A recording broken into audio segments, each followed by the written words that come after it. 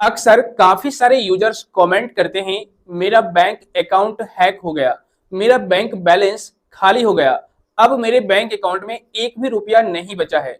मेरे mobile number पर unauthorised transaction के मैसेज बार बार आ रहे हैं, जबकि मैं ट्रांजैक्शन कर भी नहीं रहा। यहाँ तक कि अब मैं अपने बैंक अकाउंट में कुछ भी रुपया डालता हूँ, क्रेडिट करता हूँ, वो सारे के सारे रुपये मेरे अकाउंट से डेबिट हो जाते हैं और मुझे पता तक नहीं चलता। आखिर में ऐसा क्यों हो रहा है मेरे साथ, मैंने कौन कौन सी गलतियां की है।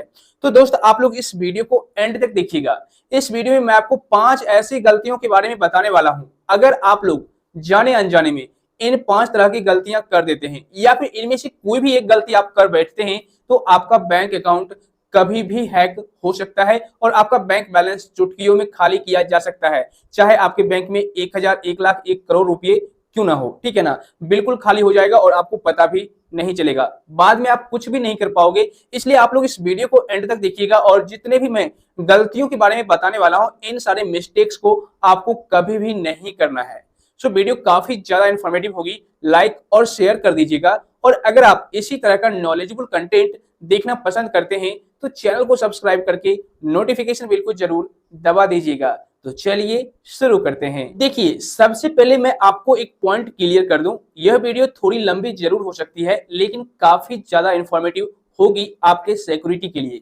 इसलिए वीडियो का एक भी पार्ट स्किप मत कीजिएगा। और जितने भी पॉइंट के बारे में मैं आपको बताने वाला हूं, इन सारे पॉइंट को आप अपने माइंड में अभी के अभी नोट कर लीजिए। अगर आप इनमें से कोई भी एक गलती कर बैठते हैं तो आपको कभी भी प्रॉब्लम आ सकती है। आपका बैंक अकाउंट पूरी तरह से हैक हो जाएगा, खाली हो जाएगा, एक भी रुपया नहीं बचेगा और मैं आपको बता दूं बाद में आप कुछ भी नहीं कर पाओगे, ठीक है ना। तो देखिए, सबसे पहला जो पॉइंट है काफी जबरदस्त है। अगर आप एंड्रॉयड फोन यूज करते हैं तो भी, अगर आप लैपटॉप, डेस्कटॉप, कंप्यूटर वगैरह यूज करते हैं तो भी, एसबीआई इंटरनेट बैंकिंग हो या फिर किसी भी बैंक का नेट बैंकिंग यूज करते हैं, तो सबसे पहले आप अपने कंप्यूटर को फ्री ऑफ मालवेयर रखिए, स्पाईवेयर। यानी कि आप अपने कंप्यूटर में टाइम टू टाइम ये चेक करते रहिए कि आपके कंप्यूटर या फिर मोबाइल फोन में कोई वायरस तो नहीं है, कोई स्पाईवेयर तो नहीं है, या फिर कोई की लॉगर वगैरह एप्लीकेशन इंस्टॉल तो नहीं हो रखा है, या कोई ऐसा सॉफ्टवेयर आपके कंप्यूटर में तो इंस्टॉल नहीं हो रखा है जो आपके सारी एक्टिविटी पर निगरानी रख रहा है।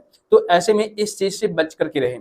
अगर आपको ऐसा लगता है कि कोई डाउट आपको लगता है हमारे फोन में या फिर हमारे कंप्यूटर में इस तरह का वायरस है, मालवेयर है, तो आप गलतियां ना करें। मतलब कि आप एसबीआई इंटरनेट बैंकिंग हो या फिर किसी भी बैंक का नेट बैंकिंग हो, यूज ना करें। सबसे पहले आप उस वायरस को, उस मालवेयर को, उस स्पाईवेयर को अपने डिवाइस से रिमूव करें और एक एंटीवायरस डाल दें अपने कंप्यूटर या फिर मोबाइल फोन में। एंटीवायरस तब जाकर के आप यूज करें तो आप अकाउंट हैक होने से बचे रहेंगे। ओके, सेकेंड पॉइंट में आपको यह ध्यान देना है कि आप जब भी एसबीआई इंटरनेट बैंकिंग हो या फिर किसी भी बैंक का नेट बैंकिंग हो, आपने जो लॉगिन पासवर्ड क्रिएट किया था, उस लॉगिन पासवर्ड को या फिर प्रोफाइल पासवर्ड को टाइम टू टाइम हर 3 महीने या फिर 6 महीने के अंतराल में जरूर चेंज करते रहें। काफी सारे यूजर्स क्या करते हैं, एक बार उन्होंने अपना यूजर नेम, पासवर्ड सब कुछ बना लिया तो सालों सालों तक उस पासवर्ड को ही यूज करते हैं। मतलब उसको भूल जाते हैं कि नया पासवर्ड भी मुझे फिर से क्रिएट करना है, सेम पासवर्ड को यूज करते हैं। अब ऐसे में आपको प्रॉब्लम आ सकती है।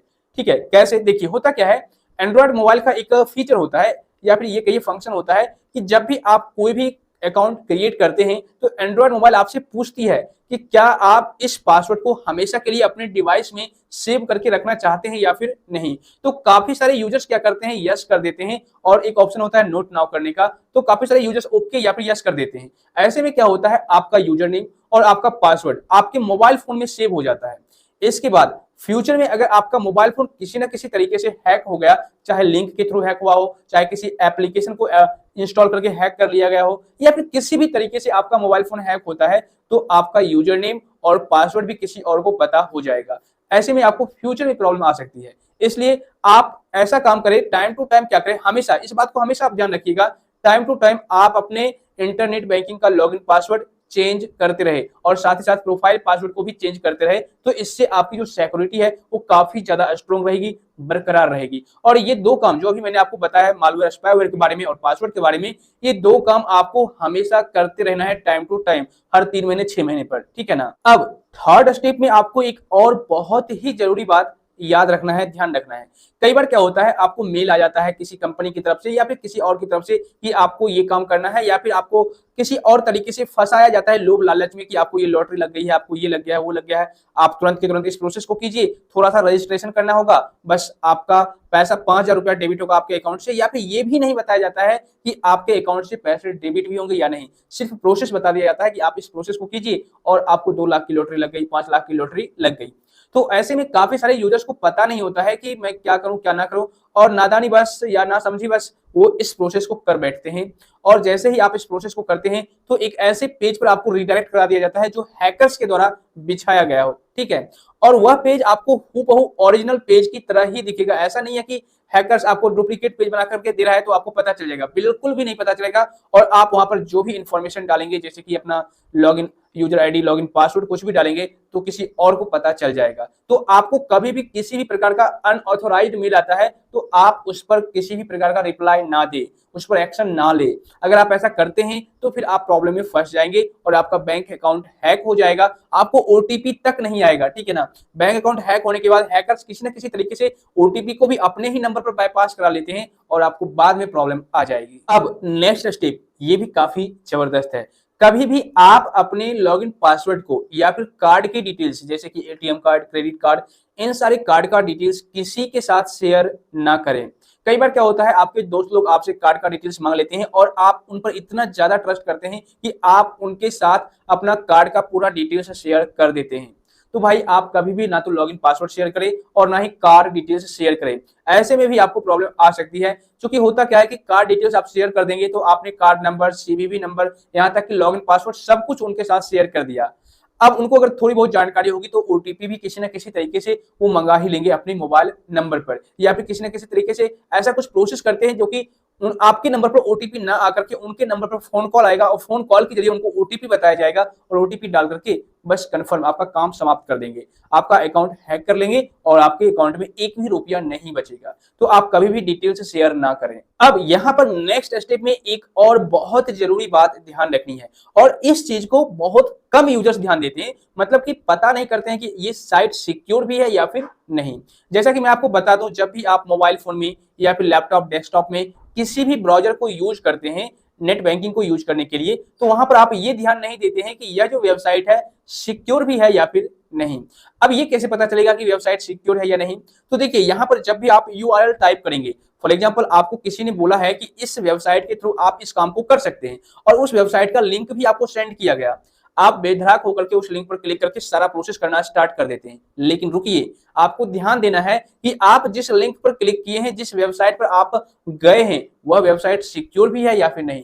सिक्योरिटी चेक करने के लिए आपको सिंपल यूआरएल चेक कर लेना है। मैं आपको स्क्रीन पर दिखा रहा हूं, आप देखिए वहां पर यूआरएल HTTP अगर ऐसा लिखा हुआ है तो वह साइट सिक्योर नहीं है, और अगर ऐसा लिखा हुआ है HTTPS, P के बाद S भी लगाया गया है, तो वह साइट बिल्कुल सिक्योर है। इस बात को आप हमेशा ध्यान रखिएगा। अगर आप गलतियां करते हैं तो फिर आपका सारा इंफॉर्मेशन चोरी हो जाएगा और आपका बैंक अकाउंट हैक हो जाएगा। अब नेक्स्ट स्टेप में एक और चीज आपको ध्यान देना है, आपने कई बार नोटिस भी किया होगा, अगर नहीं किया है तो अभी कर लीजिए। आप जब भी किसी भी प्रकार का वेबसाइट विजिट करते होंगे या फिर एसबीआई नेट बैंकिंग या फिर किसी भी बैंक का नेट बैंकिंग को विजिट करते होंगे, तो वहां पर आपने एड्रेस बार में, स्टेटस बार में एक की का या फिर ताला का चिन्ह देखा होगा, साइन देखा होगा।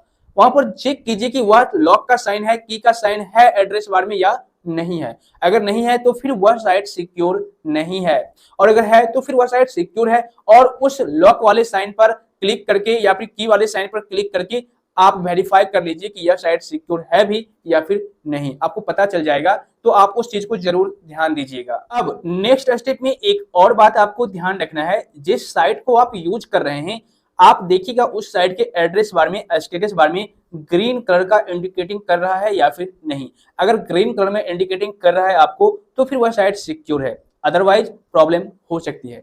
इसके अलावा एक और बात जो बहुत ही ज्यादा जरूरी है, और इसी वजह से काफी सारे यूजर्स का बैंक अकाउंट हैक हो जाता है।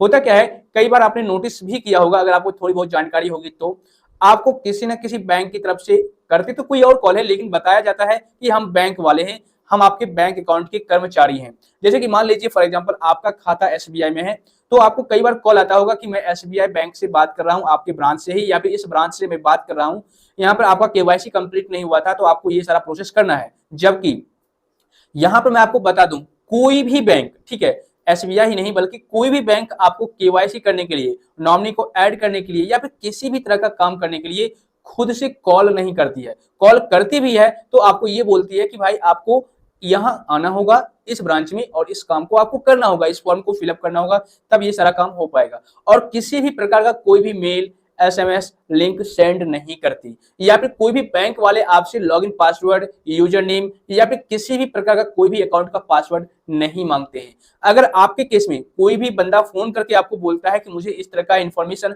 चाहिए, card details, password, CVV number, OTP, mail या फिर लिंक, किसी भी प्रकार का कुछ भी सेंड करते हैं या मांगते हैं आपसे पर्सनल इंफॉर्मेशन, तो आप भूल करके भी इस तरह की बातें शेयर ना करें, चीजें शेयर ना करें। अगर ऐसा आप करते हैं तो आपका बैंक अकाउंट चुटकियों में हैक हो जाएगा और आपका बैंक बैलेंस जीरो हो जाएगा। इतना ही नहीं, फ्यूचर में आप अपने बैंक में किसी भी प्रकार का कुछ भी रुपया जमा करते हैं, वह रुपया बचा नहीं रहेगा, खाली हो जाएगा और आपको पता भी नहीं चलेगा। और अगर पता भी चलता है, जैसे कि मान लीजिए आपका अकाउंट से बैलेंस चला गया और आपको अनऑथोराइज्ड ट्रांजैक्शन का मैसेज भी आ गया, तो आप करोगे क्या? आपका पैसा तो चला गया ना, आप कुछ नहीं कर पाओगे फ्यूचर में। इसलिए मैंने जितने भी पॉइंट अभी आपको बताए हैं, इन सारे पॉइंट पर आपको हमेशा ध्यान रखना है, ध्यान देना है, माइंड में नोट कर लीजिए। अगर आपको याद नहीं या फिर भूल गए या फिर आपको समझ में नहीं आया तो इस वीडियो को दोबारा से आप रिपीट करके देख लीजिए ताकि आपको सही तरीके से समझ में आ जाए। इनमें से अगर आप कोई भी एक गलती कर बैठते हैं तो आपको फ्यूचर में प्रॉब्लम आ जाएगी, आपका बैंक अकाउंट हैक कर लिया जाएगा। तो दोस्त, मुझे उम्मीद है अब आप लोग अच्छी तरह से समझ गए होंगे और वीडियो भी आपको काफी अच्छी लगी होगी। वीडियो अगर आपको इन्फॉर्मेटिव लगी तो लाइक और शेयर कर दीजिए, और अगर आपके मन में अभी भी किसी भी प्रकार का डाउट या सवाल है तो आप मुझे नीचे कमेंट कर दीजिए सही तरीके से, ताकि मैं आपको उसका रिप्लाई दे पाऊं। तो फिर मिलता हूं आपसे फिर से किसी इन्फॉर्मेटिव कंटेंट के साथ, तब तक के लिए जय हिंद।